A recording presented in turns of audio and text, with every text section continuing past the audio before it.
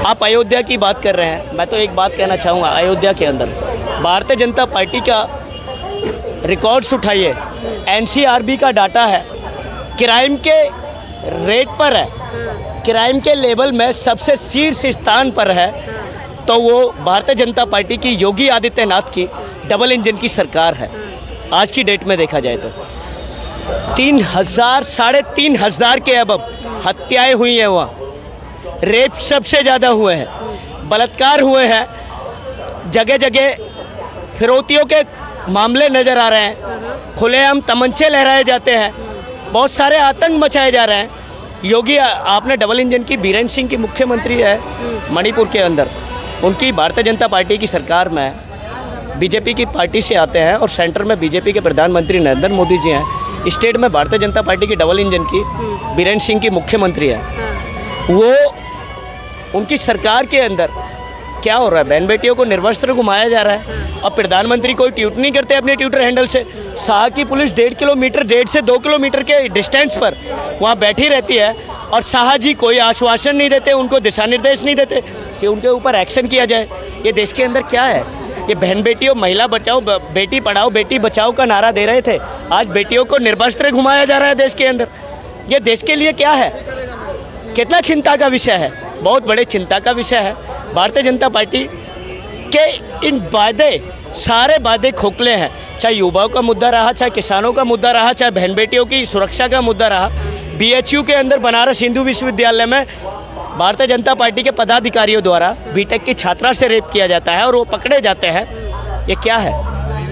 आज अयोध्या के अंदर एक लेटेस्ट मामला चल रहा है। आपने एक बात पूछी मेरे से, मैं तो उस पर प्रतिक्रिया यही देना चाहूँगा, अगर वो आरोपी है तो उसके ऊपर सख्त से सख्त कार्रवाई की जाए। अगर वो आरोपी है तो उसके ऊपर सख्त से सख्त कार्रवाई की जाए। और ये तो अखिलेश यादव जी ने भी कह दिया कि कार्रवाई होनी चाहिए, लेकिन डीएनए की रिपोर्ट होनी चाहिए और निष्पक्ष तरीके से उसकी जांच होनी चाहिए। आफ्टर इन्वेस्टिगेशन, जांच के बाद उसके ऊपर सख्त से सख्त कार्रवाई होनी चाहिए। ये तो उसके परिवारजन भी बोल रहे हैं मोहित के, जो मैं ये नहीं बोल रहा कि कौन सी कम्युनिटी से आते हों। अच्छा, अब योगी आदित्यनाथ की सरकार है ना, नजूल बिल लेके आए ना विधानसभा के अंदर, नजूल बिल लेके आए ज़मीनों को लेके। जो हत्याई गई ज़मीनें हैं उसको हत्याना ही कहते हैं, जो नाजायज़ तरीके से बैठे हुए लोग हैं उसको हत्याना ही बोलते हैं। उसको लेके आज इनके विधायक उस पर समर्थन नहीं कर पाए।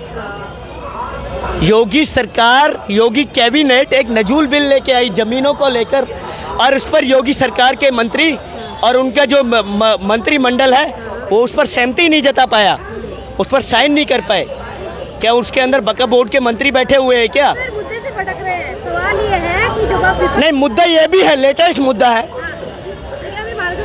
सवाल ये है कि अभी जो रेप केस मामला चल रहा है उसमें जो डीएनए टेस्ट की मांग की है अखिलेश यादव ने, कह रहे सत्ता पक्ष कह रहा है कि बचाने की कोशिश कर रहे हैं अपने नेता को। देखिए, अखिलेश यादव बचाने की कोशिश नहीं कर रहे। अखिलेश यादव जी ने बहुत अच्छी स्टेटमेंट दी है।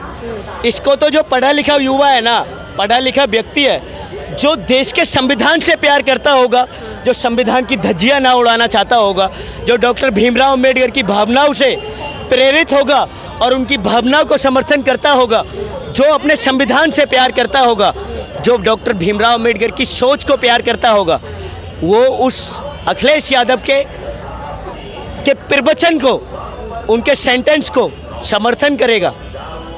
ये देश के अंदर अभी तक आरोप अगर सिद्ध हो जाए उसके ऊपर कार्रवाई की जाए। उससे पहले आप उसके तोड़फोड़ कर रहे हैं, उसके आशियानों को ढा रहे हैं, उसके रोजगारों पर बुलडोजर चला रहे हैं। ये क्या है? क्या है ये? क्या कुछ क्या? अरे यार भाग रहा है। चलो।